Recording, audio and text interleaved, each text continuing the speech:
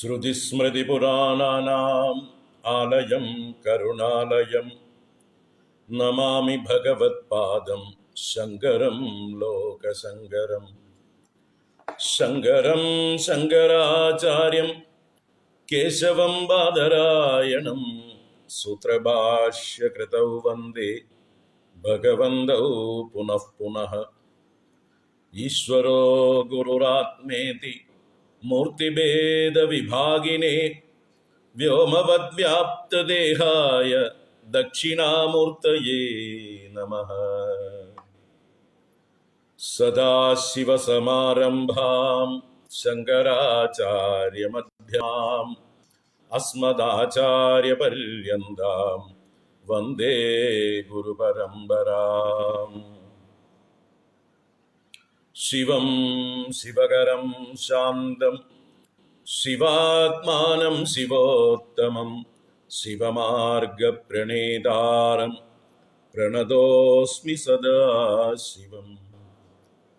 സർവമംഗളമാംഗല്യേ ശിവേ സർവാർത്ഥസാധികേ ശരണ്യേ ത്രയംബകേ ഗൗരി നാരായണി നമോസ്തുതേ.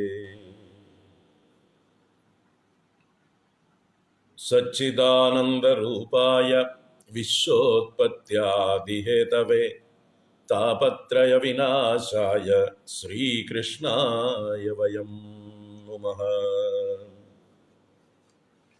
ഓം ശ്രീ ഗുരുഭ്യോ നമഃ. ഓം നമഃ ശിവായ. ഓം ശ്രീ മഹാദേവ്യൈ നമഃ. ഓം നമോ ഭഗവതേ വാസുദേവായ. ഹരി ഓം. എല്ലാവർക്കും നമസ്കാരം. എല്ലാവർക്കും സുപ്രഭാതം, ശുഭദിനം, സുസ്വാഗതം. ഒരു നല്ല ഞായറാഴ്ച ആശംസിക്കുന്നു എല്ലാവർക്കും. എല്ലാവരും അല്ലെങ്കിൽ തന്നെ കുടുംബത്തിലിരിക്കുകയാണ് എങ്കിലും ഇന്ന് എവിടെയും പോകേണ്ട കാര്യം ഇല്ല. എല്ലാവരും സുഖമായി കുടുംബസമേതം സന്തോഷമായിട്ട് പരസ്പരം സ്നേഹം പങ്കിട്ട് കഴിയുക. ഇപ്പം നമ്മുടെ ശങ്കര സ്തോത്ര തരംഗിണി പരമ്പരയിലെ 102-ാം ദിവസമായി ഇന്ന് പ്രാർത്ഥനാ ഷഡ്പദി സ്തോത്രം തുടരുകയാണ്. നമ്മൾ ഇന്നലെ വരെ 8 ക്ലാസ്സുകളായി. ഇന്ന് നമുക്ക് 9ാമത്തെ ക്ലാസ്സാണ്. 3 ശ്ലോകങ്ങളെ കഴിഞ്ഞിട്ടുള്ളൂ. ഇനിയും 4 ശ്ലോകങ്ങൾ ഉണ്ട്. നമുക്ക് തുടരാം. ആദ്യം ഒന്ന് പാരായണം ചെയ്യാം. ഓം അവിനയമപനയ വിഷ്ണോ ദമയ മനഃ ശമയ വിഷയ മൃഗതൃഷ്ണാം ഭൂതദയാം വിസ്താരയ താരയ സംസാരസാഗരതഃ. ദിവ്യധുനീഃ മകരന്ദേ പരിമള പരിഭോഗ സച്ചിദാനന്ദേ ശ്രീപതി പദാരവിന്ദേ ഭവഭയഖേദച്ഛിദേ വന്ദേ. സത്യവിഭേദാപഗമേ ആദതവാഹം നമാമഗീനസ്ത്വം സാമുദ്രോ ഹി തരംഗഃ ക്വചന സമുദ്രോ ന താരംഗഃ. ഉദ്ധൃതനഗ നഗഭിദനുജ ധനുജ കുലാമിത്ര മിത്ര ശശി ദൃഷ്ടേ ദൃഷ്ടേ ഭവതി പ്രഭവതി ന ഭവതി കിം ഭവതി തിരസ്കാരഃ. മത്സ്യാദിഭിരവതാരൈഃ അവതാരവതാവതാ സദാ വസുധാ പരമേശ്വര പരിപാല്യോ ഭവതാ ഭവതാപഭീതോഹം. ദാമോദര ഗുണമന്ദിര സുന്ദര വദനാരവിന്ദ ഗോവിന്ദ ഭവജലധി മദന മന്ദര പരമം ദരം അപനയത്വം മേ. നാരായണ കരുണാമയ ശരണം കരവാണി താവകൗ ചരണൗ ഇതി ഷഡ്പദി മദീയേ വദന സരോജേ സദാ വസതു. നാരായണ കരുണാമയ ശരണം കരവാണി താവകൗ ചരണൗ ഇതി ഷഡ്പദി മദീയേ വദന സരോജേ സദാ വസതു. ഇതി ആദിശങ്കര ഭഗവത്പാദകൃതം പ്രാർത്ഥനാ ഷഡ്പദി സ്തോത്രം സമ്പൂർണം. ഹരി ഓം. വൈകി വന്നവർക്കും വീണ്ടും വീണ്ടും സ്വാഗതം. എല്ലാവർക്കും ഒരിക്കൽ കൂടെ നമസ്കാരം.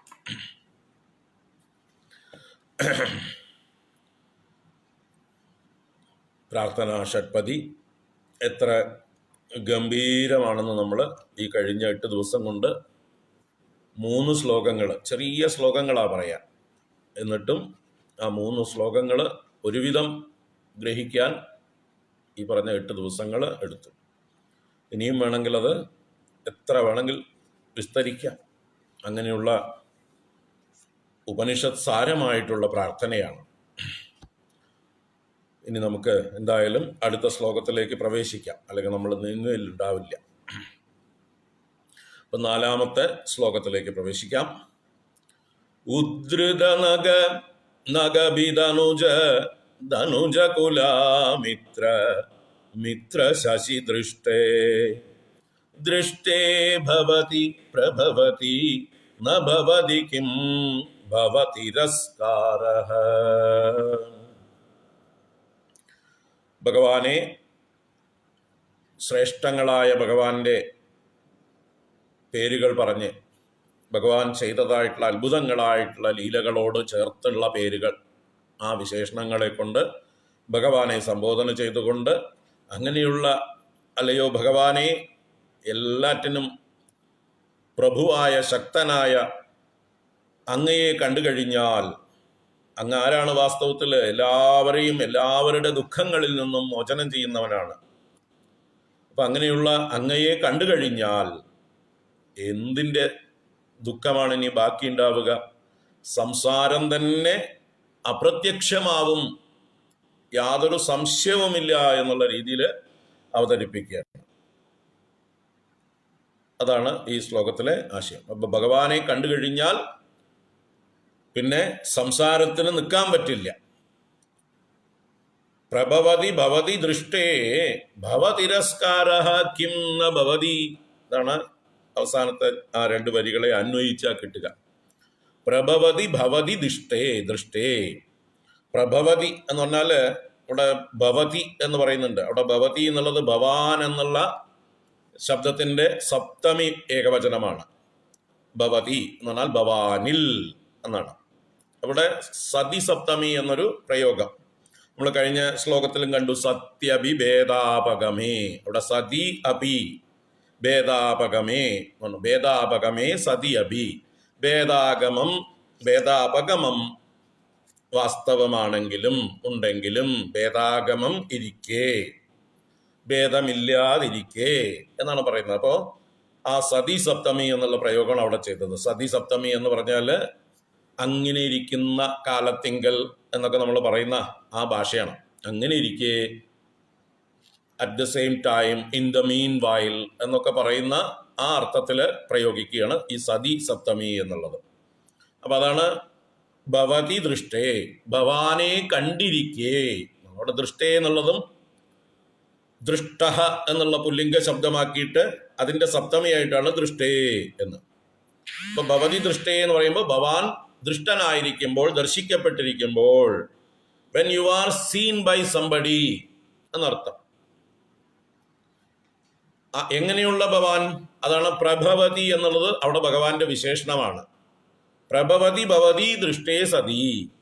പ്രഭവതി ഭവതി, അവിടെ പ്രഭവാൻ എന്നുള്ള ശബ്ദത്തിന്റെ സപ്തമിയാണ് പ്രഭവതി.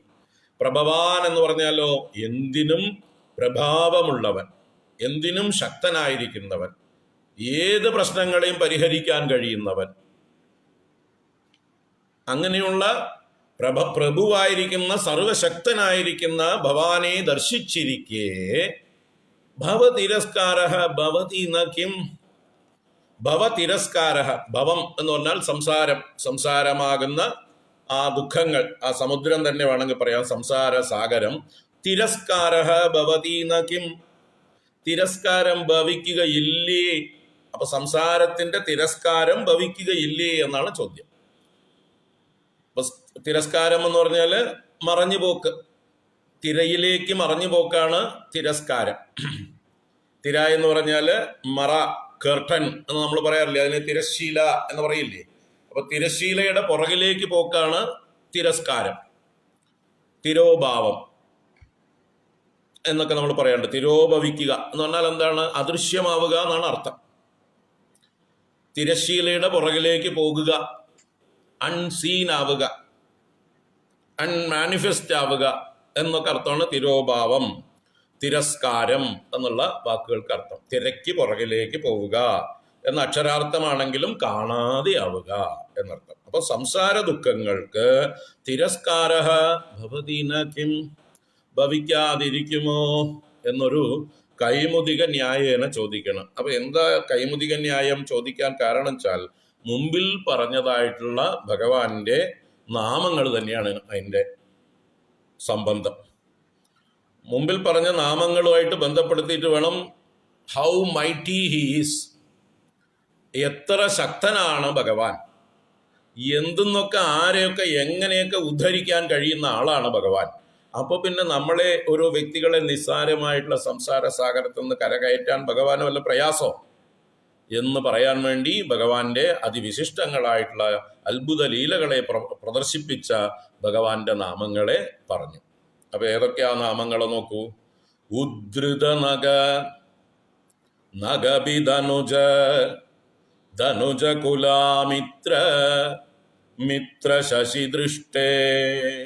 4 സംബോധനയാണ് ചെയ്തത്. ഉദ്ധൃത നഗ, നഗബി ധനുജ, ധനുജ കുലാമിത്ര, മിത്ര ശശിദൃഷ്ടേ. 4 ഭഗവാന്റെ നാമങ്ങളെ സംബോധന ചെയ്തു. ആ 4 നാമങ്ങൾ ഒന്നൊന്നര നാമങ്ങളാണ്. ഒരു നാമത്തെ ഒരു നാമമായിട്ട് കണക്കാക്കാൻ പറ്റില്ല. അതിൻ്റെ ഉള്ളിൽ ഒരുപാട് സംഭവങ്ങളെ ആചാര്യ ഭഗവത്പാദരങ്ങൾ ഒതുക്കി, വലിയ വലിയ കഥകളെ ഒരു നാമത്തിൽ ഒതുക്കി കളഞ്ഞു. ഭഗവാന്റെ അത്ഭുത ലീലകളെ ഒരു നാമത്തിൽ ഒതുക്കി എന്ന് പറയാം. അപ്പോൾ അതിനേക്കാൾ ഇവിടുത്തെ ആ കാവ്യത്തിന്റെ ഭംഗി ഒന്ന് ആസ്വദിച്ചിട്ട് വേണം നമുക്ക് അതിൻ്റെ അതിലേക്ക്, അല്ലെങ്കിൽ ഞാൻ മറന്നുപോകും. ആ വാക്കുകളുടെ അർത്ഥത്തിലേക്ക്, അതിൻ്റെ കഥകളിലേക്ക് നമ്മൾ പോയി കഴിഞ്ഞാൽ ഈ കാവ്യത്തിന്റെ ഒരു മനോഹാരിത അത് നമ്മൾ മറന്നുപോകും. ഇവിടെ നോക്കൂ, ഉദ്ധൃത നഗ എന്ന് ഭഗവാനെ സംബോധന ചെയ്തിട്ട് അടുത്ത നാമം ആരംഭിക്കുന്നത് അവസാനത്തെ നഗ എന്നുള്ള ശബ്ദം കൊണ്ട് തന്നെയാണ്. നമ്മൾ എന്താ കുട്ടികൾ കളിക്കില്ലേ, ഈ എന്താ അതിന് പറയുക, സിനിമാ പാട്ടുകളും മറ്റൊക്കെ പാടിക്കൊണ്ട് കളിയുണ്ട്. നമ്മൾ പഴയ അക്ഷര ശ്ലോകം എന്ന് പറയുന്ന ആ പരിപാടി പോലെ ഇതിന് ഈ പരിപാടിക്ക് പേര് പറയുക മുക്തപാദഗ്രസ്ത അലങ്കാരം എന്നാണ്. മുക്തപാദഗ്രസ്തം, കഴിഞ്ഞ വരിയുടെ അല്ലെങ്കിൽ കഴിഞ്ഞ വാക്കിന്റെ ഒരു പാദം പിടിച്ചുകൊണ്ട് അടുത്ത പാദം ആരംഭിക്കുക. ഒരു കാല് വിട്ടിട്ട് അടുത്ത കാലിലേക്ക് പിടിക്കുക, അല്ലേ? ഒരാളുടെ കാല് പിടിച്ചിട്ട് പിന്നെ അടുത്ത കാല് പിടിച്ചിട്ട് അടുത്തടുത്ത് അങ്ങനെ കടന്നു പോകുക. അപ്പൊ നോക്കൂ, അതിലും ഒരു സംസാര സാഗര തരണം പോലെ ഉണ്ട്. നമ്മളെ ഒരു പരസ്പര ബന്ധമില്ലാത്ത വാക്കുകളുടെ ഇടയിൽ ഒരു ശൂന്യതയിലേക്ക് തള്ളിവിടുന്നില്ല എന്നർത്ഥം. അന്താക്ഷരി, അന്താക്ഷരി പറഞ്ഞ് കുട്ടികൾ കളിക്കുന്ന അവിടെ ഒരാൾ എഴുതി വിട്ടിട്ടുണ്ട്. ആ അന്താക്ഷരി കളി പോലെ ഇവിടെ എന്താ അതിന്റെ മനോഹാരിത എന്ന് പറഞ്ഞാല്, ഒരു നാമം കഴിഞ്ഞ് അടുത്ത നാമം ആരംഭിക്കുന്നത് ഈ നാമത്തിന്റെ അവസാനത്തെ 2 അക്ഷരം കൊണ്ടാണ്. അപ്പൊ അതിലൂടെ ഒരു ബ്രിഡ്ജിങ് നടത്തുകയാണ്. അപ്പൊ ഒരു സമുദ്രത്തെ തരണം ചെയ്യാനുള്ള ഒരു പാലം ഇടുന്നത് പോലെ ഭഗവാന്റെ നാമങ്ങൾ തമ്മിലുള്ള ഒരു കോർത്തിണക്കിയ ഒരു ബ്രിഡ്ജിങ്, അതിനാണ് മുക്തപാദഗ്രസ്തം എന്ന് പറയുന്ന അലങ്കാരമായിട്ട് പറയുക. ഒരു വാക്കിന്റെ പാദത്തെ ഗ്രസിച്ചുകൊണ്ട് അടുത്ത പാദം ആരംഭിക്കുക, എന്നിട്ട് അതിന്റെ അവസാനത്തെ പാദത്തെ പിടിച്ചുകൊണ്ട് അടുത്ത പദം ആരംഭിക്കുക. നോക്കൂ, ഉദ്ധൃത നഗ, അപ്പൊ നഗ ശബ്ദം അവസാനം വന്നു. അത് കഴിഞ്ഞ് നഗബിധനുജ, എന്ന് വന്നു. അത് കഴിഞ്ഞാൽ ധനുജ എന്നുള്ള അക്ഷരം 3 അക്ഷരങ്ങൾ വരുന്നുണ്ട്. അപ്പൊ അതിനോട് ധനുജ കുലാമിത്ര എന്ന 3ാമത്തെ പദം. അത് കഴിഞ്ഞാൽ മിത്ര എന്നാണല്ലോ അവസാനിച്ചത്. അപ്പൊ മിത്ര ശശി ദൃഷ്ടേ. 4 നാമങ്ങളെ പരസ്പരം ദൃഢമായിട്ട് കോർത്തിണക്കി സിമന്റ് ഇട്ടിട്ട് നല്ലൊരു സേതു ബന്ധനം ചെയ്തു, ഒരു പാലം പണിതു. ഈ നാമങ്ങളെ വിളിച്ചാൽ തന്നെ നമുക്ക് അക്കരയ്ക്ക് കടക്കാം, ഏതിന്റെ? സംസാര സാഗരത്തിന്റെ. ഇതുപോലെ ഭാവന ആർക്ക് വരും?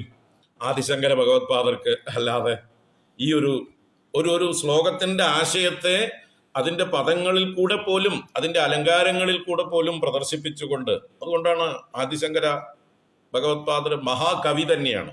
അത്ഭുതകരമായിട്ടുള്ള കാവ്യങ്ങൾ രചിച്ചിട്ടുള്ളത്. നമ്മള് സൗന്ദര്യ ലഹരിയൊക്കെ കണ്ടു. ആ സൗന്ദര്യ ലഹരിയോട് തുലനം ചെയ്യാൻ ലോകത്തിൽ ഇന്ന് വരെ ഒരു കവിത ഉണ്ടായിട്ടില്ല.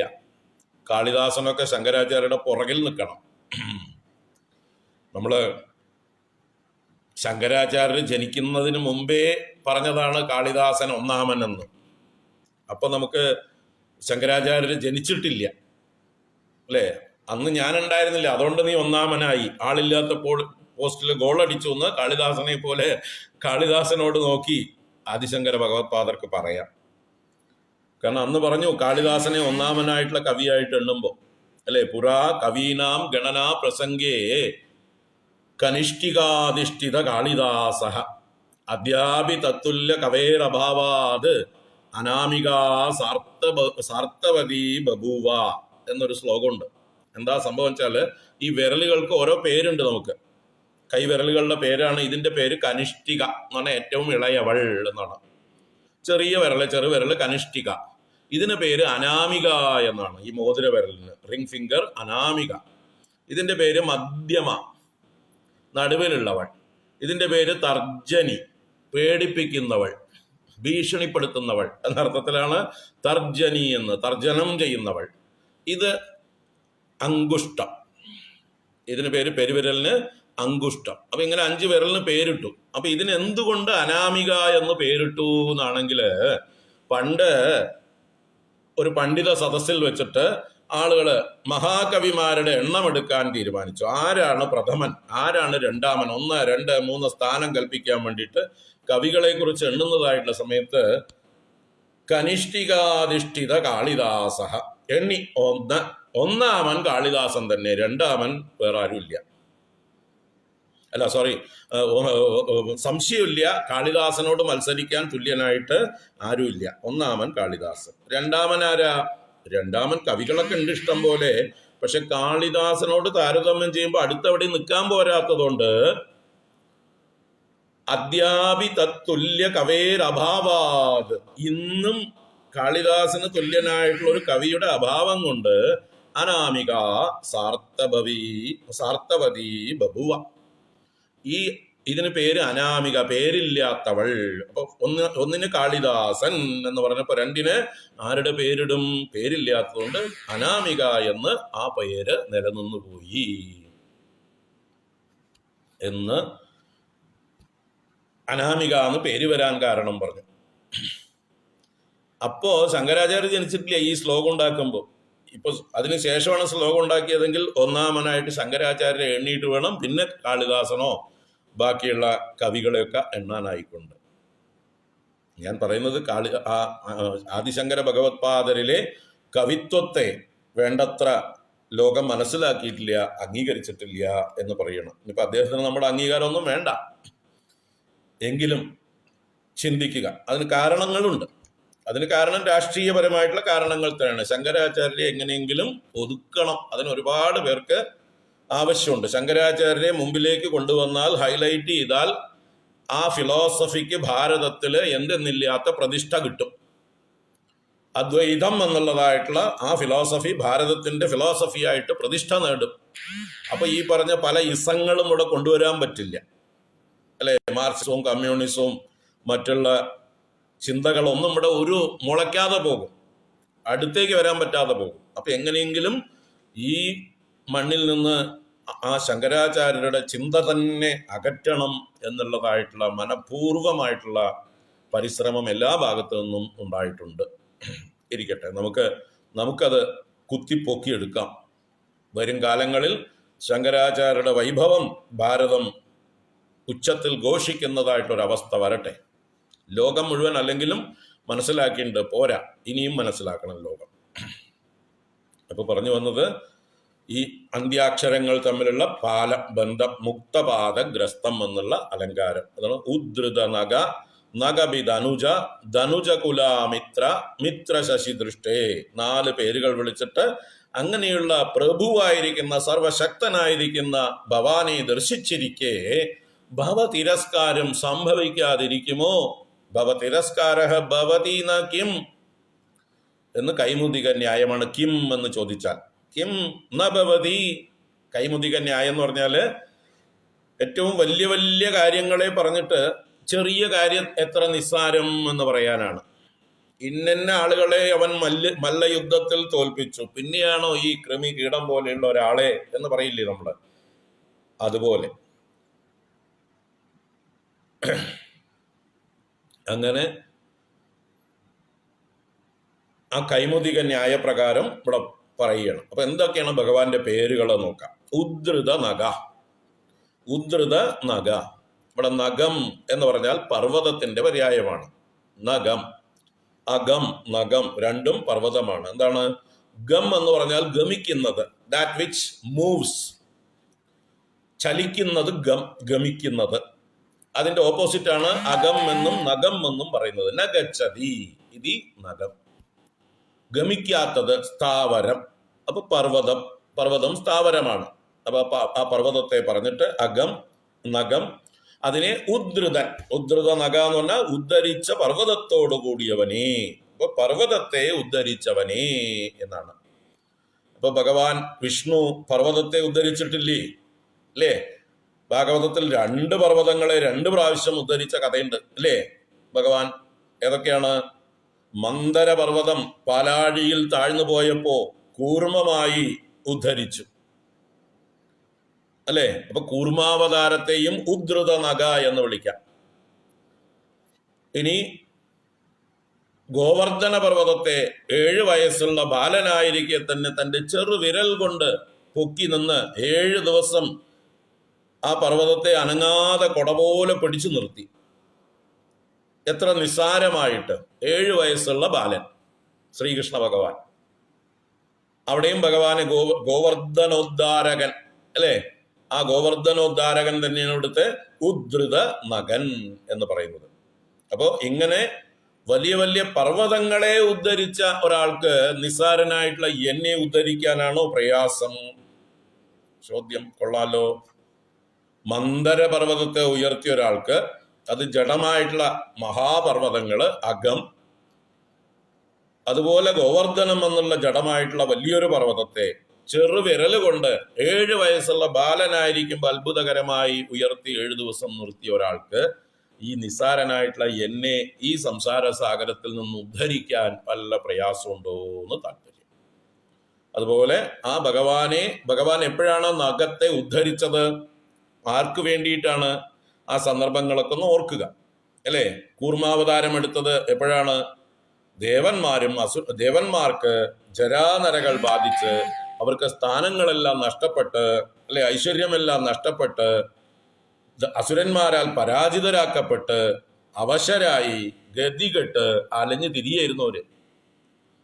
അങ്ങനെ ഗതികെട്ട് അലഞ്ഞു തിരിഞ്ഞിരുന്ന ആ ദേവന്മാര് ബ്രഹ്മദേവനെയും കൂട്ടി പാലാഴിയിൽ ചെന്ന് ക്ഷീരസാഗരത്തിൽ ചെന്ന് ഭഗവാനെ സ്തുതിച്ച് ഭഗവാൻ പ്രസാദിച്ച് ഭഗവാൻ അവരോട് ഒരു പ്രോജക്റ്റ് കൊടുത്തതാണ്.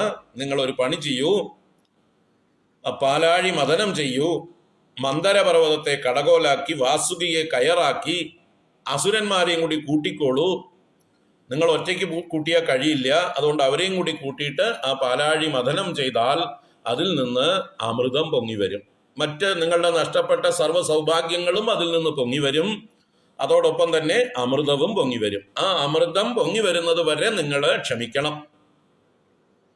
അതിൻ്റെ ഇടയ്ക്ക് എന്തൊക്കെ വന്നാലും അതിന് ശണ്ട കൂടിയിട്ട് പ്രോജക്റ്റ് നശിപ്പിച്ച് കളയരുത് അല്ലേ? ആ ലക്ഷ്യം മറക്കരുത് എന്നർത്ഥം. ലക്ഷ്യം അമൃതമാണ്. അതിൻ്റെ ഇടയ്ക്ക് കാമധേനു വരും, കൽപ്പവൃക്ഷം വരും, കൗസ്തുഭം വരും, ലക്ഷ്മി ദേവി വരും, മദിര എന്ന മദ്യം വരും, ഐരാവതം വരും, ഉച്ചൈസ്രവസ് എന്ന കുതിര വരും, ചന്ദ്രൻ വരും. ഇങ്ങനെ പലതും നഷ്ടപ്പെട്ട പല രത്നങ്ങളും അതിൽ നിന്ന് പൊങ്ങി പൊങ്ങി പൊങ്ങി വരും. പക്ഷേ നമ്മുടെ ലക്ഷ്യം എന്താണ്? അമൃതമാണ്. ആ അമൃതം വരുന്നത് വരെ നിങ്ങൾ അസുരന്മാരുമായിട്ട് എന്തെങ്കിലും തരത്തിലുള്ള ശണ്ട കൂടി മത്സരിച്ച് പിന്നെ ആ പരിപാടി ഉപേക്ഷിച്ചിട്ട് പോകാൻ ഇടയുണ്ടാവരുത്. അപ്പോൾ ആദ്യം വരുന്ന നിസ്സാര വസ്തുക്കൾക്ക് വേണ്ടി ശണ്ട കൂടിയിട്ട് അവസാനം കിട്ടാവുന്ന അമൃതം എന്ന നിങ്ങളുടെ ജീവിതത്തിലെ ഏറ്റവും വലിയ ധന്യമാക്കുന്ന, നിങ്ങളെ അമരന്മാരാക്കുന്ന, നിങ്ങളുടെ ഇപ്പോഴുള്ള ജരാനരകളിൽ നിന്ന് നിങ്ങളെ രക്ഷിക്കുന്ന ആ അമൃതം ലഭിക്കുന്നത് വരെ നിങ്ങൾ ആ പദ്ധതി തുടരണം എന്ന് ഭഗവാൻ പറഞ്ഞു. അപ്പൊ ഇതൊക്കെ പൊങ്ങി വരുമ്പോ ഇതിൻ്റെ ഇടയിൽ കാമധേനോ കൽപ്പവൃക്ഷമോ ഐരാവതമോ ഉച്ചൈസ്രവസ്സോ മദ്യമോ ഒക്കെ പൊങ്ങി വന്നാൽ അതിന്റെ പുറകെ പോകരുത്. അസുരന്മാർ അതിന്റെ പുറകെ പോയാൽ നിങ്ങൾ അവരോട് മത്സരിക്കരുത്, അവർക്ക് വിട്ടുകൊടുത്തേക്കൂ. കാരണം അതൊക്കെ അവർ തൽക്കാലം എടുത്തോട്ടെ. നമുക്കെന്താ ലക്ഷ്യം? നമുക്ക് അമൃതം. അമൃതം കിട്ടിക്കഴിഞ്ഞാലോ ഈ പറഞ്ഞ ആദ്യം വന്നതിനെയൊക്കെ നമുക്ക് പിന്നാലെ പിടിച്ചെടുക്കാം. അസുരന്മാരെ തോൽപ്പിച്ചിട്ട് അവരുടെ കസ്റ്റഡിയിലുള്ള കാമധേനോ ഉച്ചൈസ്രവസ്സോ ഐരാവതോ എന്ത് വേണമെങ്കിലും ഇങ്ങോട്ട് തിരിച്ചെടുക്കാം, വീണ്ടെടുക്കാം. പക്ഷേ ഈ ഒരു ചെറിയ കാര്യത്തിന് വേണ്ടി ശണ്ട കൂടിയിട്ട് ഈ അമൃതം എന്നുള്ള ആ പദ്ധതിയിൽ നിന്ന് പിന്തിരിയാൻ പാടില്ല എന്ന് ഭഗവാൻ നിർദ്ദേശിച്ചു, അല്ലേ? എന്നിട്ടോ ഈ പാലാഴി മദനം ചെയ്ത കഥ നിങ്ങൾ ഭാഗവതത്തിൽ ഒന്ന് അക്ഷരം പ്രതി നോക്കിയാൽ ഇത് ചെയ്തത് മുഴുവൻ ഭഗവാനാ. എവിടെ നോക്കിയാലും ഭഗവാന്റെ കളിയാ.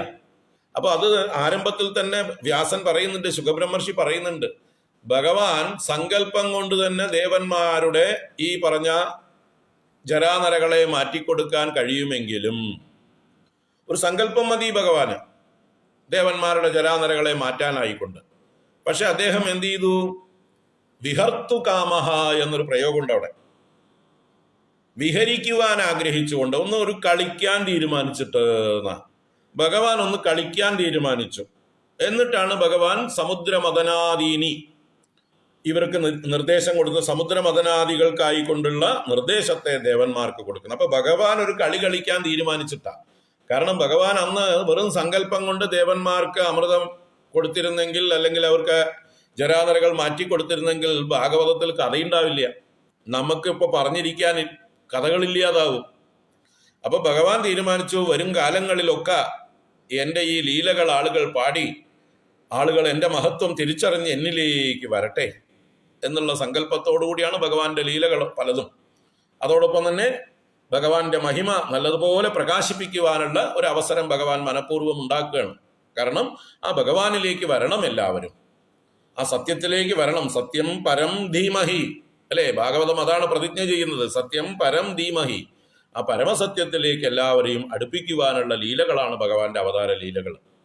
അപ്പൊ അങ്ങനെ തീരുമാനിച്ചിട്ടാണ് ദേവന്മാരെയും അസുരന്മാരെയും കൊണ്ട് ഈ പാലാഴി മദനം ചെയ്യാൻ പറഞ്ഞത്. അപ്പോഴാണ് ദേവന്മാരും അസുരന്മാരും വളരെ ആവേശത്തോട് ദേവന്മാർ ചെന്ന് അസുരന്മാരോട് കോംപ്രമൈസ് ചെയ്തു.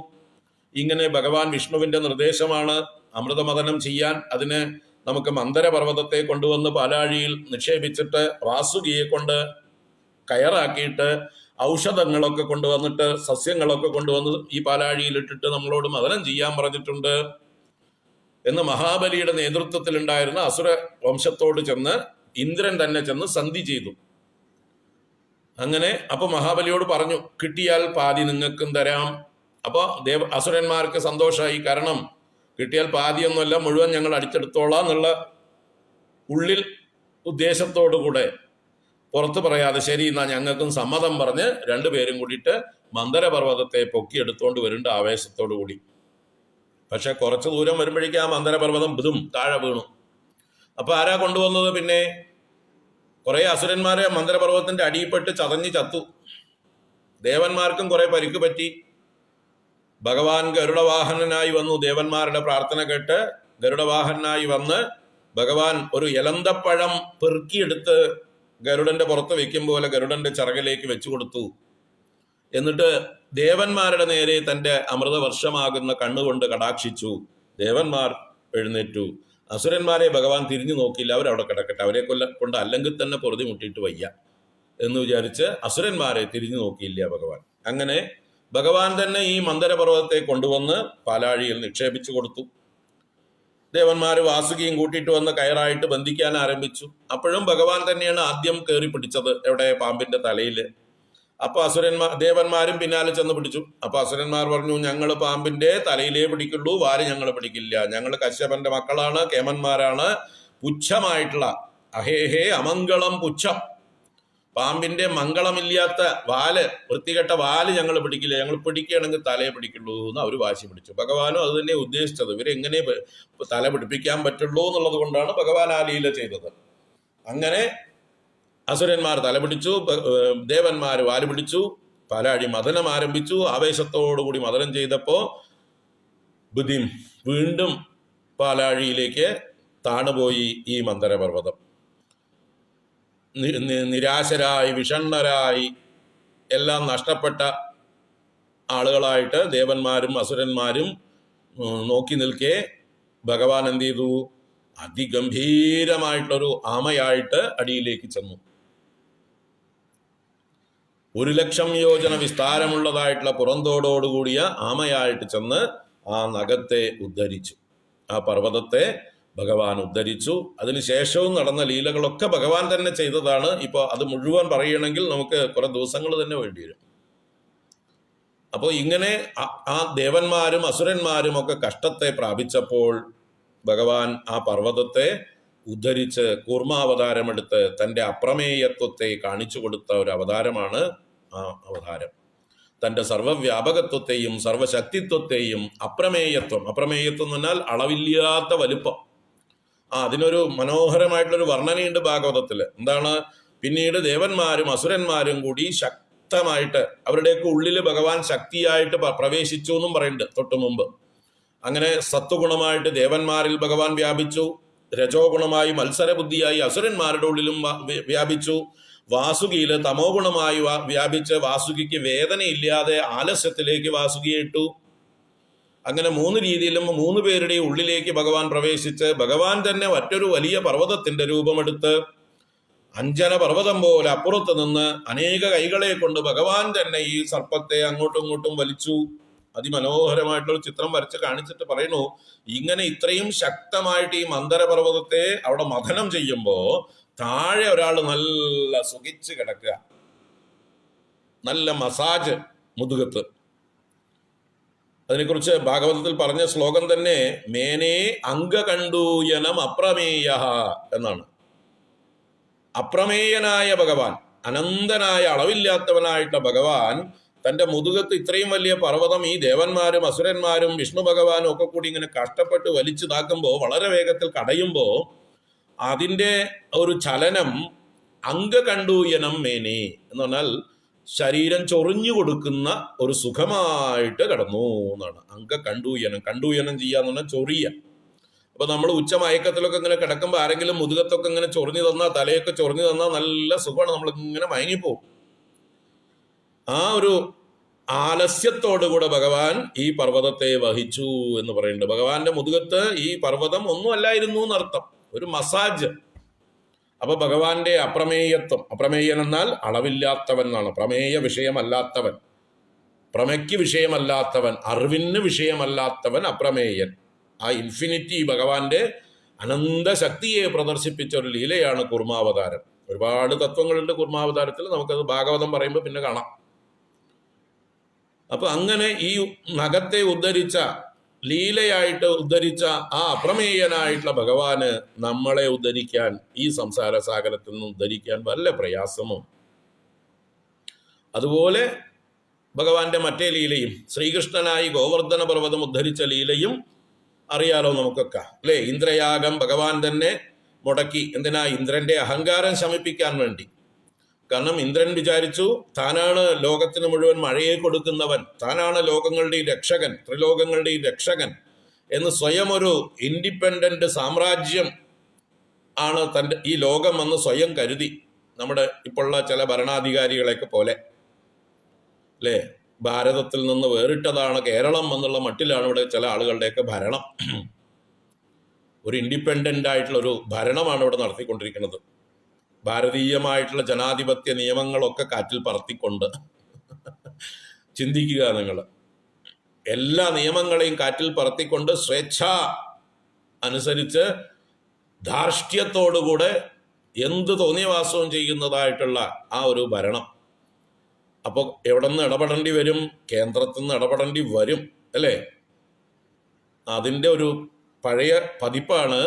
ഇന്ദ്രൻ തൻ്റെ അഹങ്കാരം കൊണ്ട് മതിച്ചിരിക്കുമ്പോൾ ആ ഇന്ദ്രന്റെ അഹങ്കാരം തീർക്കണം എന്ന് വെച്ചിട്ടാണ് ഭഗവാൻ ഈ ഒരു ലീല ചെയ്തത്. ഇന്ദ്രന് സമർപ്പിക്കേണ്ട യാഗത്തെ ഗോവർദ്ധന പർവ്വതത്തിനുള്ള പൂജയാക്കി മാറ്റി. അപ്പൊ കോപിച്ച ഇന്ദ്രൻ പ്രളയകാല മേഘങ്ങളെ മുഴുവൻ ഗോകുലത്തിൽ ഒന്നിച്ച് വർഷിക്കുന്നു. ആ ഗോകുലത്തിലേക്ക് നിരന്തരമായിട്ടുള്ള ഇടിയും മഴയും തുമ്പിക്കൈ വണ്ണത്തിലുള്ളതായിട്ടുള്ള ധാരകളായിട്ട് ജലധാര പെയ്യുകയാണ്. മിന്നലും ഇടിയും ഒക്കെ ആയിട്ട് വന്നപ്പോൾ ഗോകുലത്തെ തന്നെ ഒലിപ്പിച്ച് കളയാനുള്ള പദ്ധതിയായിരുന്നു. ഒരു മേഘസ്ഫോടനം എന്ന് പറയാവുന്ന ഒരു സംഭവം. സാമ്പർത്തക മേഘങ്ങളെ മുഴുവൻ അവിടെ കൊണ്ടുവന്ന് അഴിച്ചുവിട്ടു.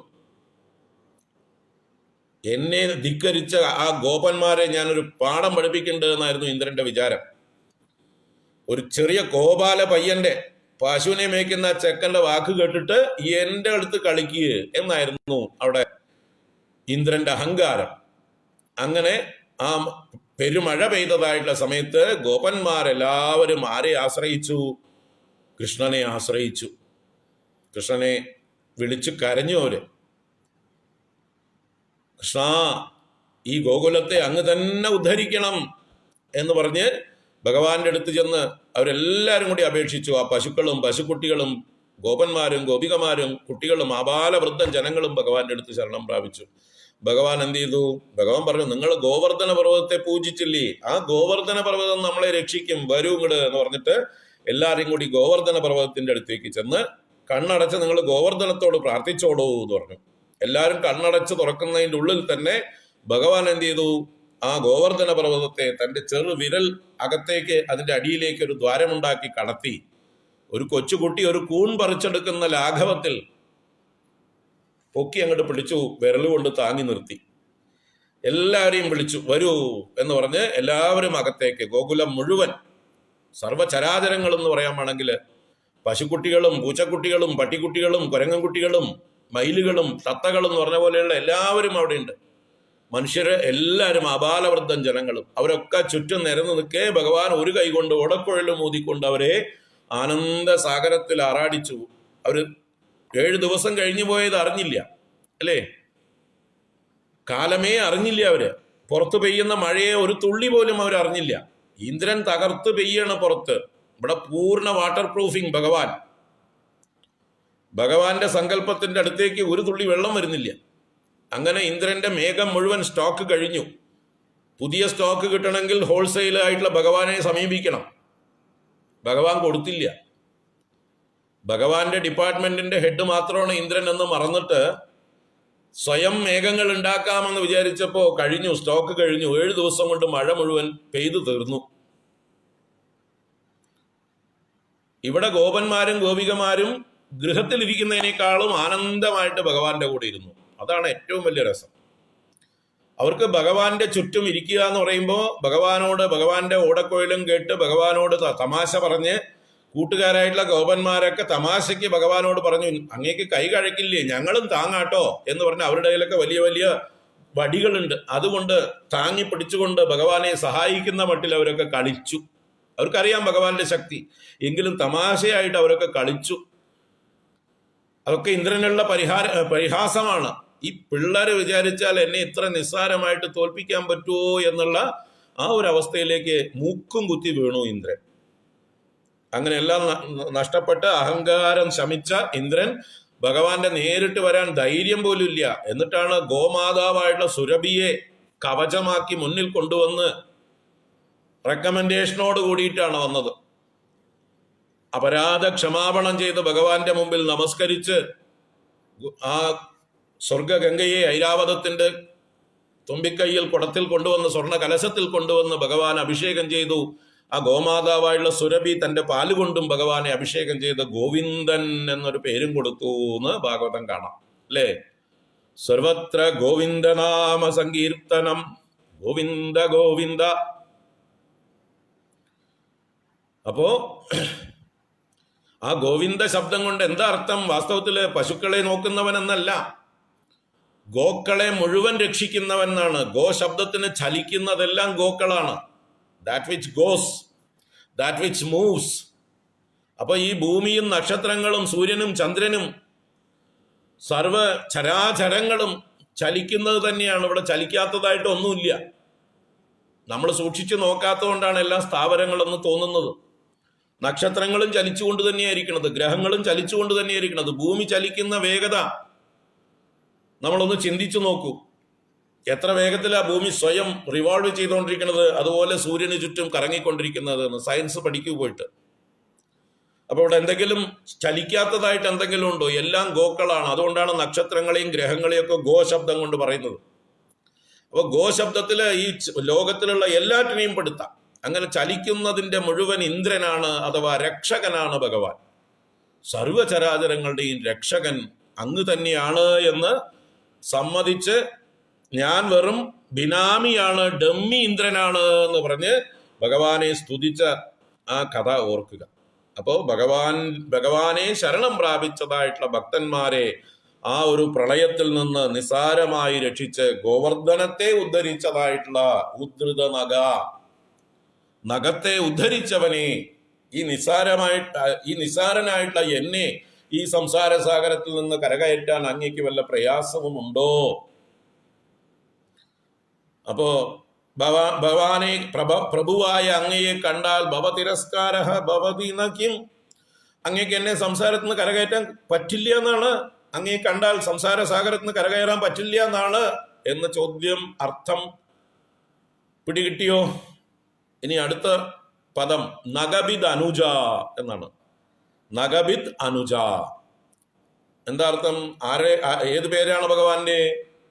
ഉപേന്ദ്ര, വാമന, ത്രിവിക്രമ എന്നൊക്കെ അർത്ഥത്തിലുള്ള പ്രയോഗമാണിത്. നഗബിദ് അനുജ എന്ന്. എന്താ? നഗബിത്ത് എന്നത് ഇന്ദ്രന്റെ ഒരു പേരാണ്. നഖങ്ങളെ ഭേദിച്ചവൻ. ഇവിടെ നഖം മുമ്പേ പറഞ്ഞ നഖം തന്നെ, പർവ്വതം. നഗച്ഛതീതി നഖം. ഇപ്പൊ പർവ്വതങ്ങളെ ഭേദിച്ചവനാണ് ഇന്ദ്രൻ. അതെന്താ കഥാച്ചാല്, പണ്ട് പർവ്വതങ്ങൾക്കൊക്കെ ചിറകുണ്ടായിരുന്നു. എല്ലാ പർവ്വതങ്ങളും ഇഷ്ടംപോലെ ചിറകുകൊണ്ട് പറന്നു നടന്നു. അപ്പൊ എല്ലാ ലോകത്തിലുള്ള ജനങ്ങൾക്കും പേടിയായി. കാരണം എപ്പോഴാ ആരുടെ തലയിലാ വന്ന് ഈ പർവ്വതങ്ങൾ ലാൻഡ് ചെയ്യാന്ന് പറയാൻ പറ്റാത്തൊരവസ്ഥ. ആ പർവ്വതങ്ങൾക്ക് അഹങ്കാരം കൊണ്ട് അവർ അങ്ങനെ പലതും ചെയ്തും കാണും. പലരുടെയും തലയിൽ ചെന്ന് ലാൻഡ് ചെയ്തിട്ടുണ്ടാവും, എല്ലാവരെയും ചമ്മന്തിയാക്കിക്കൊണ്ട്. അപ്പോ ജനങ്ങളും എല്ലാ ജീവജാലങ്ങളും ഭയപ്പെട്ട് ഇന്ദ്രനെ ശരണം പ്രാപിച്ചു. ഞങ്ങളെ രക്ഷിക്കണേ എന്ന് പറഞ്ഞുകൊണ്ട്. അപ്പോഴാണ് ഇന്ദ്രൻ തന്റെ വജ്രായുധം എടുത്തുകൊണ്ട് ഈ പറക്കുന്ന പർവ്വതങ്ങളുടെയൊക്കെ ചിറകുകൾ ഛേദിച്ചു. അങ്ങനെ ഇന്ദ്രന് ആ പേര് കിട്ടി. പർവ്വതങ്ങളുടെ ചിറകുകളെ ഛേദിച്ചവൻ നഗബിത്ത്. നഗബിത്തായി തീർന്നു ഇന്ദ്രൻ. അതിൽ ഒരു പർവ്വതം മാത്രം ഒളിച്ചിരുന്ന കഥ നമ്മൾ രാമായണ സുന്ദരകാണ്ഡത്തിൽ കാണും, അല്ലെ? ഹിമവാന്റെ പുത്രനായ മൈനാകം മാത്രം സമുദ്രത്തിൽ പോയി മുങ്ങി ഒളിച്ചിരുന്നു, ഇന്ദ്രന് പിടികൊടുക്കാതെ.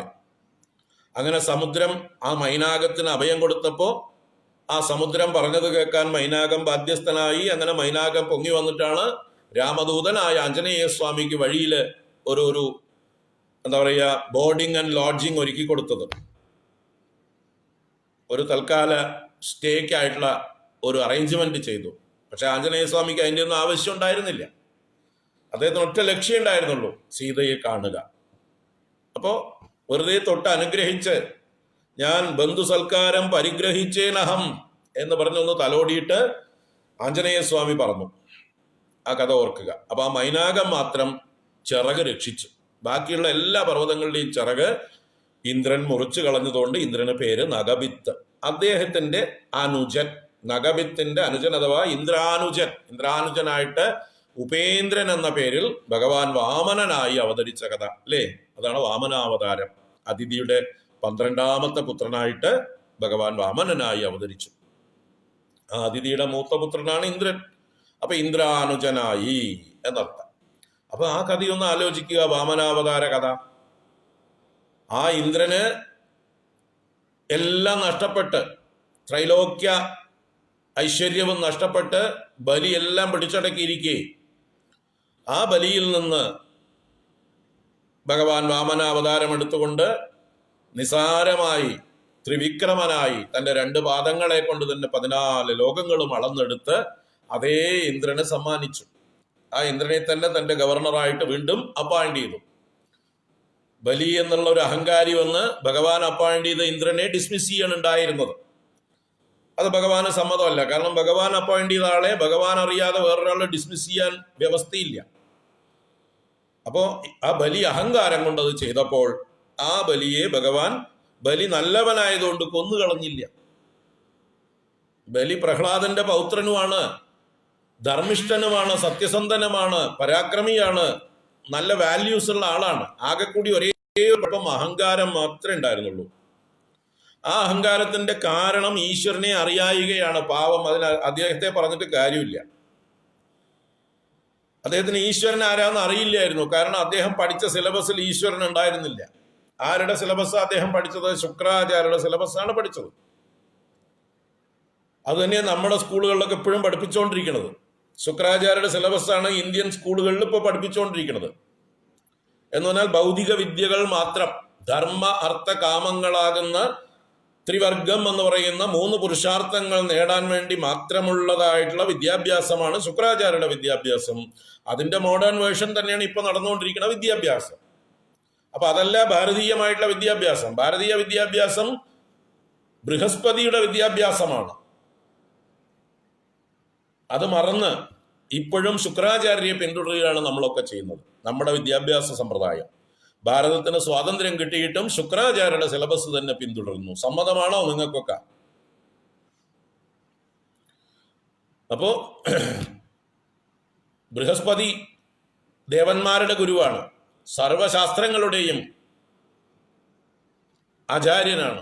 ആ പദ്ധതിയാണ് നമ്മൾ പിന്തുടരേണ്ടിയിരുന്നത്, ആ ദൈവീകമായിട്ടുള്ള പദ്ധതി. അപ്പോഴേ നമുക്ക് ദൈവീ സമ്പത്ത് ഉണ്ടാവുള്ളൂ. ദേവന്മാരുടേതായിട്ടുള്ള മൂല്യങ്ങൾ നമ്മളിൽ ഉണ്ടാവണമെങ്കിൽ ബൃഹസ്പതിയുടെ പദ്ധതി നമ്മൾ ഫോളോ ചെയ്യണം. അതാണ് ആർഷഭാരത സംസ്കാരം. ആ ആർഷഭാരത സംസ്കാരത്തെ വിട്ട് ശുക്രാചാര്യരുടെ സംസ്കാരമാണ് നമ്മൾ ഇപ്പോഴും തുടരുന്നത്. അപ്പൊ ആ ശുക്രാചാര്യന്റെ സിലബസ് പഠിച്ചതുകൊണ്ട് മഹാബലി പാവം അങ്ങേര് ഈശ്വരൻ ആരാന്ന് അറിഞ്ഞിരുന്നില്ല. അതുകൊണ്ട് സ്വയം ഈശ്വരൻ എന്ന് പ്രഖ്യാപിച്ച ആളാണ് ഈ മഹാബലി. വാമനൻ വന്ന് ദാനം ചോദിച്ചതായിട്ടുള്ള സമയത്ത് വാമനനെ പരിഹസിച്ചുകൊണ്ട് പറഞ്ഞ വാക്കുകളൊക്കെ ഓർക്കുക. അങ്ങ് എന്തൊരു ബാലിശനാണ്, അങ്ങ് എന്നെ പോലൊരു ത്രൈലോക്യ ഈശ്വരന്റെ അടുത്ത് വന്ന് കേവലം 3 അടി മണ്ണോ യാചിക്കുന്നത്? അങ്ങേക്ക് ഒട്ടും വിവരമില്ല എന്ന് പറഞ്ഞ് പരിഹസിക്കുന്നുണ്ട് വാമനനെ. മാം വചോബി സമാരാധ്യ ലോകാനാം ഏകമീശ്വരം പദത്രയം വൃണീതേ യോ അബുദ്ധിമാൻ ദീപദാശുഷം. അങ്ങ് ഒരു ദീപം തന്നെ ചോദിച്ചാൽ നൽകാൻ കഴിവുള്ളവനാണ് ഞാൻ. വേണമെങ്കിൽ ജംബൂ ദ്വീപ് ചോദിക്കൂ. അന്നത്തെ ജംബൂ ദ്വീപ് എന്ന് പറഞ്ഞാൽ ഇന്നത്തെ ഏഷ്യ വൻകര. ആ ദീപം തന്നെ നൽകാൻ സന്നദ്ധനായിട്ട് എന്നെ പോലൊരു ദാനശീലന്റെ അടുത്ത് വന്നിട്ട് പദത്രയം വൃണീതേ, 3 അടി മണ്ണോ ചോദിക്കുന്നത്? അതും തൊട്ടു മുമ്പേ ഈ മഹാബലിയെ ഇനി പുകഴ്ത്താൻ ബാക്കിയൊന്നുമില്ല ഈ വാമനൻ. അദ്ദേഹത്തിന്റെ പാരമ്പര്യം മുഴുവൻ പറഞ്ഞിട്ട്, അങ്ങ് ആരുടെ മകനാണ്? ആ വിരോചനൻ ഏതാ മുതല് ദാനശീലനായിരുന്നില്ലേ? തന്റെ ആയുസ്സിനെ തന്നെ ഇന്ദ്രൻ ബ്രാഹ്മണ വേഷത്തിൽ വന്നപ്പോ കൊടുത്ത ആളല്ലേ തങ്ങളുടെ അച്ഛൻ. അങ്ങയുടെ മുത്തശ്ശൻ പ്രഹ്ലാദനല്ലേ? ഭഗവാൻ ഏറ്റവും പ്രിയപ്പെട്ട ഭക്തോത്തമനല്ലേ? സത്യസന്ധനും ധർമ്മശീലനും ബ്രഹ്മണ്യനുമായിട്ടുള്ള ആ പ്രഹ്ലാദന്റെ പൗത്രനല്ലേ അങ്ങ്? അങ്ങയുടെ മുത്തശ്ശന്റെ അച്ഛൻ ഹിരണ്യകശിപു ആരായിരുന്നു? ലോകങ്ങളെ മുഴുവൻ വിറപ്പിച്ച എല്ലാവരെയും മൂക്ക് കയറിട്ട് നടത്തിച്ച ആളല്ലേ? അങ്ങനെയുള്ള ആ വംശത്തിൽ പിറന്ന അങ്ങ് തീർച്ചയായിട്ടും ദാനശീലനും സത്യവ്രതനും ഒക്കെയാണെന്ന് എനിക്കറിയാം. വാക്ക് തെറ്റിക്കില്ല എന്നറിയാം. എങ്കിലും എനിക്ക് ആകെ കൂടി അതിനു മുമ്പേ വലിയ പ്രോമിസുകൾ മഹാബലി അങ്ങോട്ട് കൊടുക്കണ്ടേ? എന്താ വേണ്ട ചോദിച്ചോളൂ എന്ന് ബ്ലാങ്ക് ചെക്ക് ആദ്യമേ കൊടുത്തിട്ടുണ്ട്. അപ്പോഴാണ് ഭഗവാൻ വീണ്ടും പറയുന്നത്, എനിക്കിതൊന്നും വേണ്ട, കേവലം ഒരു ബ്രഹ്മചാരിയായിരിക്കുന്ന എനിക്ക് എൻ്റെ ആവശ്യത്തിന് എനിക്ക് ജീവിക്കാൻ, എനിക്ക് തപസ്സനുഷ്ഠിക്കാനുള്ള 3 അടി മണ്ണ് മതി. പക്ഷെ അത് ഒരു കണ്ടീഷനുണ്ട്, മെഷർ എൻ്റെ കയ്യിലാണ് ഇരിക്കുന്നത്, ഈ മെഷർ കൊണ്ടേ അളക്കുള്ളൂ എന്ന് പറഞ്ഞു അല്ലേ? എൻ്റെ പാദം കൊണ്ട് എൻ്റെ പാദം കൊണ്ട് അളന്നെടുക്കുന്ന 3 അടി ഞാൻ ചോദിക്കുന്നു എന്നുണ്ട്. അപ്പോഴാണ് ഈ കുഞ്ഞു പാദങ്ങളെ കൊണ്ട് ഇയാൾ എത്ര അളന്നെടുക്കാൻ പോണത് എന്ന് നിസാരനായിട്ട് ഭഗവാനെ വാമനനായി പരിഹസിക്കുന്ന ബാലിശൻ, മൂഢൻ, അങ്ങേക്ക് കാര്യം കാണാൻ അറിയില്ല, സ്വാർത്ഥം പ്രതി അബുദോ യഥ, സ്വന്തം കാര്യം കാണുന്നതിൽ വിഡ്ഢിയാണെന്ന് തോന്നുന്നു, വൃദ്ധന്മാരെ പോലെ വലിയ വലിയ സംസാരമൊക്കെ ഉണ്ട്, വായിൽ നാവ് മാത്രം കുറെ നീളമുണ്ട്, തലയ്ക്കകത്തൊന്നും ഇല്ലാതെ തോന്നുന്നു എന്നൊക്കെ പറഞ്ഞ് പരിഹസിച്ച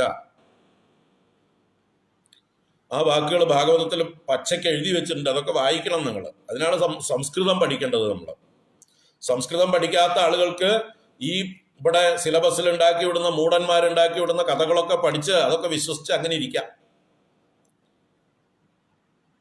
നമ്മൾ സ്കൂൾ പഠിക്കുമ്പോഴൊക്കെ ഓണത്തെക്കുറിച്ച് എഴുതിയല്ലോ.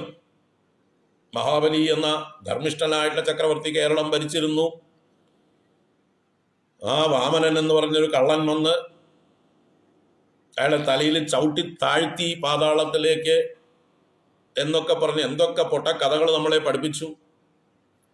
ഇതൊക്കെ തിരുത്തണം. നിങ്ങൾ എങ്ങനെ തിരുത്താൻ പറ്റും? ഒറിജിനൽ വായിക്കണം, മൂലം വായിക്കണം, വ്യക്തമായി വായിക്കണം, അക്ഷരങ്ങൾ മുഴുവൻ വായിക്കണം. അത് വായിച്ചാലേ അറിയുള്ളൂ കഥ. അപ്പൊ ഇത്രയും അഹങ്കാരം പ്രകടിപ്പിച്ച് വാമനനെ പരിഹസിക്കുന്നതായിട്ടുള്ള രംഗം വളരെ വിശദമായിട്ടുണ്ട് അവിടെ. അങ്ങനെയുള്ള ആ വാഗ്ദാനം ചെയ്യുമ്പോഴൊക്കെ ഭഗവാൻ പറയുന്നുണ്ട്, വേണ്ട, എനിക്ക് പ്രലോഭനങ്ങൾ ഒന്നും വേണ്ട, എൻ്റെ ആവശ്യം മാത്രം അങ്ങ് സാധിച്ചാൽ മതി എന്ന് പറഞ്ഞപ്പോൾ പരിഹസിച്ചുകൊണ്ട് ശരി അങ്ങേക്ക് അത് മതിയെങ്കിൽ എന്താപ്പ ചെയ്യാ എന്ന് പറഞ്ഞുകൊണ്ട് അങ്ങനെ കൊടുത്തു. മലയാളം വായിച്ചാൽ പോരേ എന്ന് ചോദിക്കുന്നു. ഭാഗവതം മലയാളം വായിച്ചാൽ പോരാ. മലയാളം വായിച്ചാൽ കഥ സാമാന്യം അറിയാന്നേ ഉള്ളൂ. മലയാളത്തിലും പല വീഴ്ചകളും പറ്റിയിട്ടുണ്ട്. അത് മലയാളം ഭാഗവതം എഴുത്തച്ഛൻ്റെ തന്നെയാണോ എന്ന് സംശയം പോലും ഉണ്ട്. കാരണം ഭാഷയിൽ വളരെ വ്യത്യാസമുണ്ട്. എഴുത്തച്ഛനേക്കാളും കുറച്ചുകൂടി ഇൻഫീരിയർ ആയിട്ടുള്ളൊരു ഭാഷയാണ് അതിലുള്ളത്.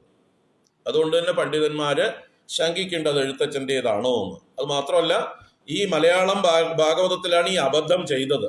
ഏതബദ്ധം ചെയ്തത്? ഭഗവാൻ ഈ വാമനൻ മഹാബലിയുടെ തലയിൽ കാല് വെച്ചു എന്ന് പറഞ്ഞത്. നിങ്ങൾ ഒറിജിനൽ ഭാഗവതത്തിലേക്ക് വരൂ. മൂലത്തിൽ എവിടെയും എഴുതിയിട്ടില്ല ഭഗവാൻ മഹാബലിയുടെ തലയിൽ കാല് വെച്ചു എന്നുള്ളത്.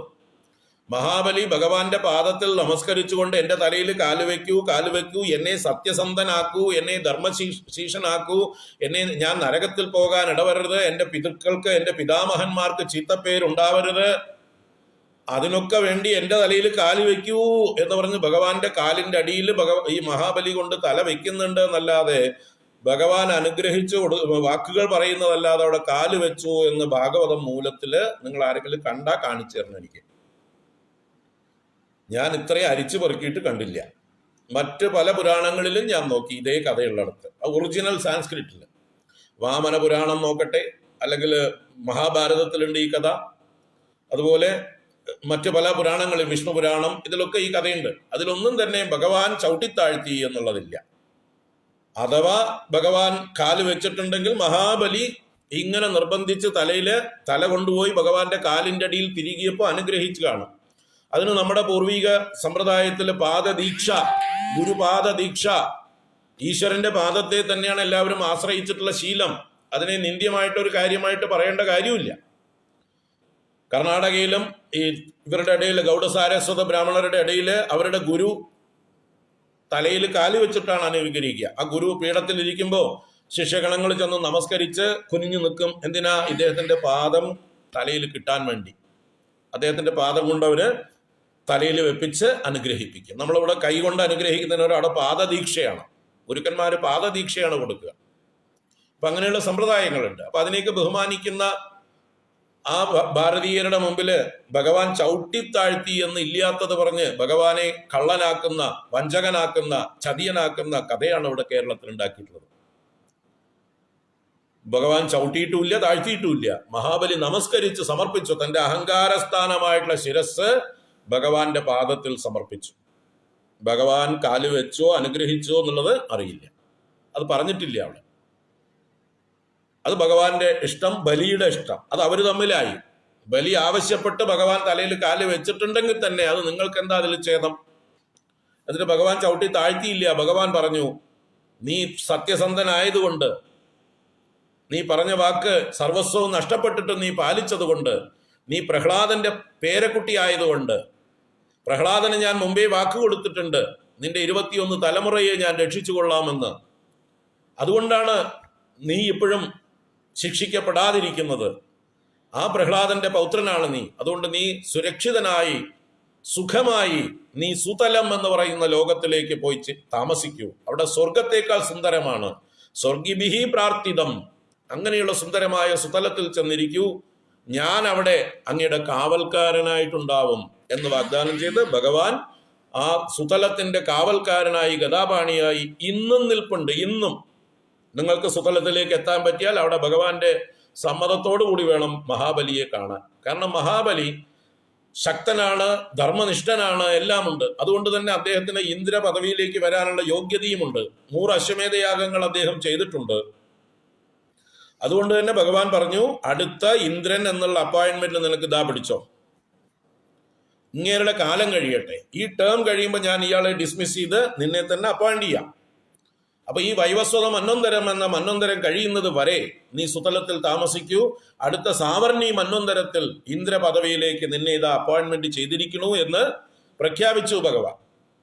അതിനെക്കുറിച്ച് ഭാഗവതത്തിൽ തന്നെ പറയും. ഇനി അടുത്ത സാവർണി മന്വന്തരത്തിൽ ഈ ഇന്ദ്രൻ ഈ സ്ഥാനം വിട്ടൊഴിയാൻ മടിക്കുമ്പോൾ അതേ ഇന്ദ്രനെ ഭഗവാൻ ഡിസ്മിസ് ചെയ്ത് തള്ളിവിട്ട് മഹാബലിയെ അപ്പോയിന്റ് ചെയ്യും. മഹാബലിക്ക് ഭഗവാനെ കണ്ട് സുതലത്തിൽ വസിച്ച ശേഷം അന്ധക്കരണ ശുദ്ധി വന്ന് ഇന്ദ്ര പദവി വേണ്ട എന്നുള്ളൊരവസ്ഥയാവുന്നുണ്ട്. അങ്ങനെ ആയിട്ടും മഹാബലിക്ക് യാതൊരു താല്പര്യമില്ല ഇന്ദ്രനാവാൻ.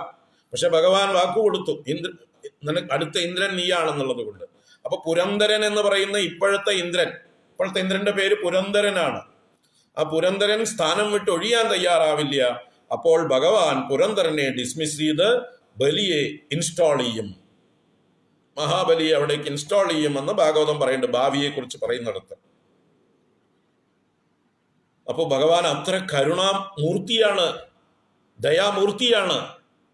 ആ ദയ കൊണ്ടാണ് ഭഗവാൻ ഹിരണ്യകശിപുവിനെ കൊന്നതുപോലെ ഒരു നരസിംഹമായിട്ട് വന്നിട്ട് മഹാബലിയെ പിച്ചി ചീന്തിയൊന്നുമില്ല. വളരെ ലാളിത്യത്തോടു കൂടി ഒരു ബ്രാഹ്മണ വേഷത്തിൽ വന്ന് നിസ്സാരമായിട്ട് ആർക്കും ഇലയ്ക്കും മുള്ളിനും കേടില്ലാതെ കാര്യം നടത്തി ഭഗവാൻ. ആരെയും ദ്രോഹിച്ചില്ല. മഹാബലിയുടെ അജ്ഞാനം നീക്കി വിശ്വരൂപ ദർശനം കാണിച്ചു കൊടുത്തു, അത്രേ ഉള്ളൂ. മഹാബലിയുടെ അജ്ഞാനം നീങ്ങാൻ ഭഗവാനാണ് ഈ പ്രപഞ്ചത്തിന്റെ മുഴുവൻ ഉടമസ്ഥൻ എന്ന് അറിയണം. ശുക്രാചാര്യർ പഠിപ്പിക്കാത്ത കാര്യം ഭഗവാൻ പഠിപ്പിച്ചു. ഈശാവാസ്യമിതം സർവം യത്കിഞ്ച ജഗത്യാം ജഗത് തേന തെക്തേന ഭുഞ്ചീത മാകൃത കസ്വസിദ്ധനം. ഈ പദത്തിന്റെ, ഈ ഒരു വേദമന്ത്രത്തിന്റെ ഒരു വ്യാഖ്യാനമാണ് ഭാഗവത്തില് ഈ വാമനാവതാരം. അപ്പോ ശുക്രാചാര്യരുടെ സിലബസിൽ നിന്ന് പഠിക്കാത്ത കാര്യം ഭഗവാൻ പ്രത്യക്ഷമായി ഡെമോൺസ്ട്രേറ്റ് ചെയ്തതാണ് ത്രിവിക്രമ ആ ലീല. വിശ്വത്തെ മുഴുവൻ തന്റെ ശരീരത്തിൽ കാണിച്ചു കൊടുത്തു. ഭാഗവതം പറയുന്ന ഓരോ വരികളും അവിടെ വർണ്ണിക്കുന്നുണ്ട്. ഭഗവാൻ ആ ത്രിവിക്രമനായി ലോകം മുഴുവൻ നിറഞ്ഞു നിൽക്കുമ്പോൾ മഹാബലി കണ്ടു എന്നാ പറയുന്നത്. എന്ത് കണ്ടു? ഭഗവാന്റെ ശരീരത്തിൽ 14 ലോകങ്ങളും കണ്ടു. ബലിർ ദദർശ എന്നാണ് പല ശ്ലോകങ്ങളുടെ അവസാനം പറയുന്നത്. ആ വിഷ്ണുവിന്റെ ശരീരത്തിൽ ബലിർ ദദർശ, ബലി ദർശിച്ചു, ബലി കണ്ടു. അപ്പൊ ബലി ഇതുവരെ കാണാതിരുന്നത് ഇപ്പൊ കണ്ടു. അപ്പൊ എന്തു പോയി? ലോകാനാം ഏകമീശ്വരം എന്നുള്ള അഹങ്കാരം പോയി. ലോകത്തിന്റെ ഈശ്വരൻ ഞാനല്ല എന്ന് അദ്ദേഹത്തിന് തിരിച്ചറിയാൻ കഴിഞ്ഞു. കാരണം എന്താ വെച്ചാല് ലോകത്തിന്റെ ഈശ്വരനായിരുന്നുവെങ്കിൽ ഭഗവാൻ 3ാമത്തെ അടി എവിടെ വെക്കണം എന്ന് ചോദിക്കുമ്പോ ഒരു ലോകം ഉണ്ടാക്കി കൊടുക്കാൻ കഴിയണമായിരുന്നു. ഇതാ പിടിച്ചോളൂ, 3ാമത്തെ അടി വെക്കാനായിട്ടുള്ള ഒരു ലോകം ഉണ്ടാക്കാൻ പറ്റിയോ മഹാബലിക്ക്?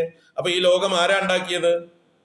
അയാളല്ലേ അതിന്റെ ഈശ്വരൻ, അയാളല്ലേ അതിന്റെ യഥാർത്ഥ ഉടമസ്ഥൻ. അദ്ദേഹത്തിന്റെ സമ്മതം കൂടാതെ, അദ്ദേഹത്തിൽ നിന്ന് ആധാരം രജിസ്റ്റർ ചെയ്ത് മേടിക്കാതെ, അദ്ദേഹത്തിൽ നിന്ന് പൊസഷൻ സർട്ടിഫിക്കറ്റ് ഹാൻഡ് ഓവർ ചെയ്യാതെ ധിക്കാരമായിട്ട് പിടിച്ചടക്കിയാൽ അതിനിവിടെ നമ്മുടെ ഭാരതത്തിലെ കേരളത്തിലൊക്കെ എന്താ ശിക്ഷ?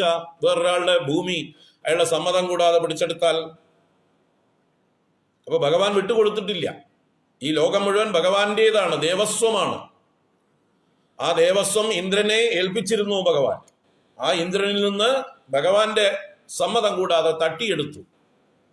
അത് ഭഗവാൻ തിരിച്ച് കാണിച്ചു കൊടുത്ത്, അതെ ഇന്ദ്രനെ ഏൽപ്പിച്ചത് ഇന്ദ്രനെ തന്നെ ഏൽപ്പിക്കൂ, മര്യാദയ്ക്ക് എന്ന് കുട്ടികൾ തമ്മിലുള്ള ശണ്ട തീർക്കും പോലെ ഭഗവാൻ ആ ഒരു ദർശനം കൊടുക്കുകയാണ് അവിടെ ഉണ്ടായത്. അത് മഹാബലിക്ക് മനസ്സിലായി. മഹാബലി ബുദ്ധിമാനാണ്, അദ്ദേഹത്തിന് നല്ലോണം മനസ്സിലായി. അദ്ദേഹം അതൊക്കെ അസുരന്മാരോട് പറയുന്നുണ്ട്. ഭഗവാനെ ആക്രമിക്കാൻ വന്ന മൂഢന്മാരായ ആയുധപാണികളായ അസുരന്മാരോട് മഹാബലി തന്നെ അവിടെ വെച്ച് പറയുന്നത്, എന്ത് വെട്ടിത്തരം നിങ്ങൾ ഈ കാണിക്കുന്നത്? ആരോടാ നിങ്ങൾ ഈ കളിക്കുന്നത്? കാലസ്വരൂപനായിട്ടുള്ള ഭഗവാനോടോ? ആ ഭഗവാനല്ലേ എന്നെ ഇത്രയും കാലം ഈ ശക്തനാക്കി ഈ പദവിയിൽ ഇരുത്തിയത്. ഇപ്പൊ ഭഗവാൻ തീരുമാനിച്ചു എന്നെ ഡിസ്മിസ് ചെയ്തിട്ട് ഇന്ദ്രനെ തന്നെ ഏൽപ്പിക്കാൻ. ആ ഭഗവാനോട് നിങ്ങൾക്ക് കളിക്കാൻ പറ്റുമോ?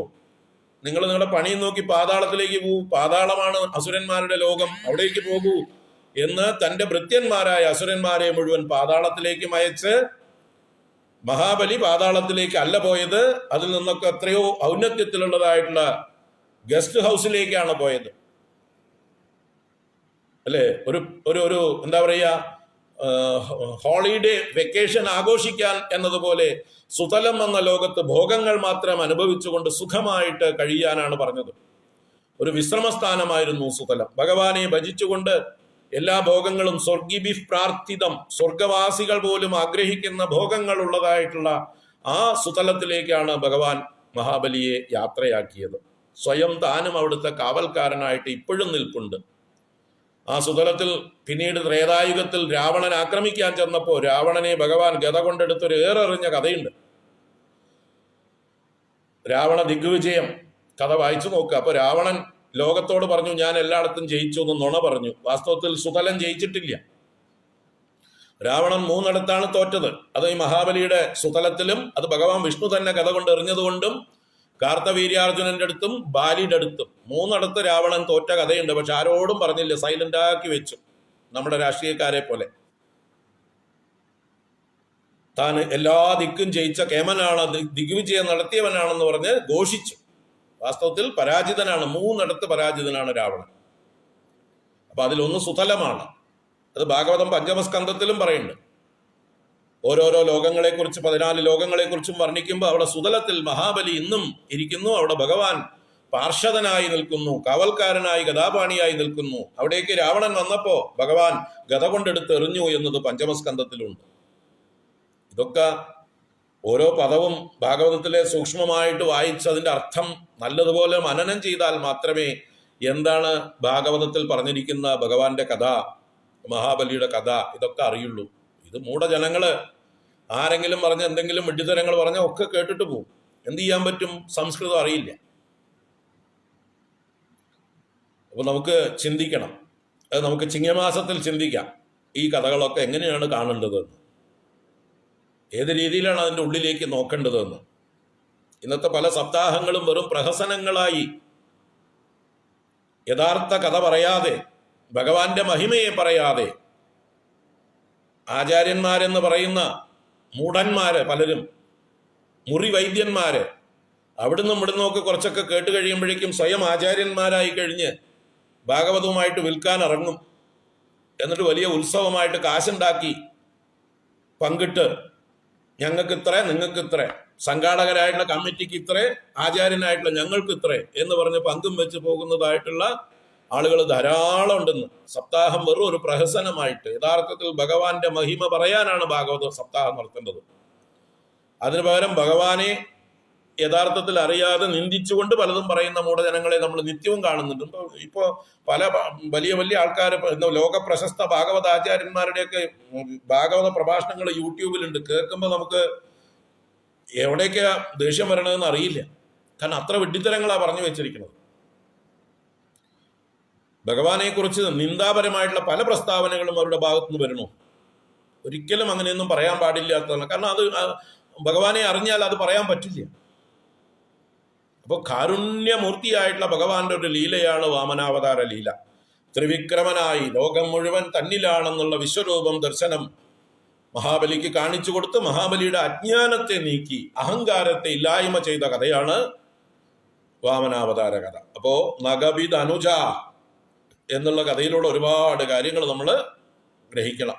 ഇന്ദ്രന് അഭയം കൊടുത്തതും ഇന്ദ്രന്റെ സ്ഥാനം തിരിച്ചു കൊടുത്തതും മഹാബലിയുടെ അഹങ്കാരത്തെ നീക്കിയതും ഈശാവാസ്യം ഇതം സർവം എന്ന ദർശനം കൊടുത്തതും, ആ ദർശനം നമുക്കുണ്ടാവണം വാമനമൂർത്തിയെ ആലോചിക്കുമ്പോൾ. അതാണ് നമ്മുടെ ഓണത്തിന്റെ തത്വം. നമ്മൾ ഓണം ആഘോഷിക്കുമ്പോൾ ഈശാവാസ്യമിതം സർവം യത്കിഞ്ച ജഗത്യാം ജഗത് എന്ന പരമാർത്ഥം അറിഞ്ഞുകൊണ്ട് എങ്ങനെ ജീവിക്കണം? തേന തെക്തേന ഭുഞ്ചീതാഹ മാ കൃതക്കസ്യ സിദ്ധനം.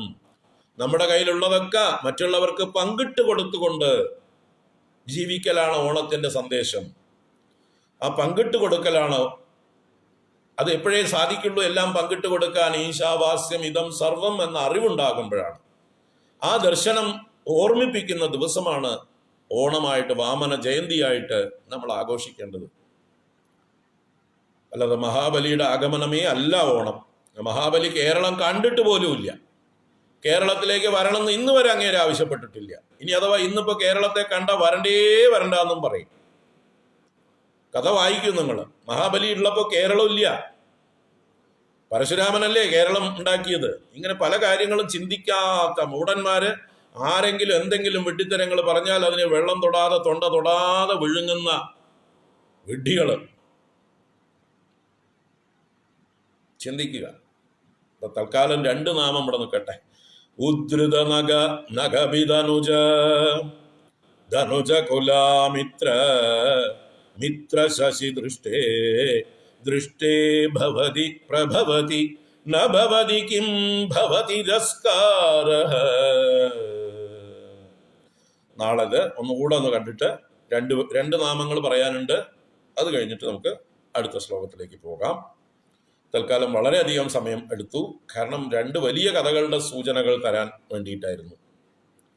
പാലാഴി മദനം, ഗോവർദ്ധനോദ്ധാരണം, ഇപ്പതാ വാമനാവതാരം. 3 കഥ പറഞ്ഞു. അപ്പോൾ 1 മണിക്കൂർ എടുത്തു. സാരമില്ല. ഇന്ന് 10:30 ശിവഭുജംഗവുമായിട്ട് നമുക്ക് കാണാം. ഹരിയോം. എല്ലാവർക്കും ശുഭദിനാശംസകൾ.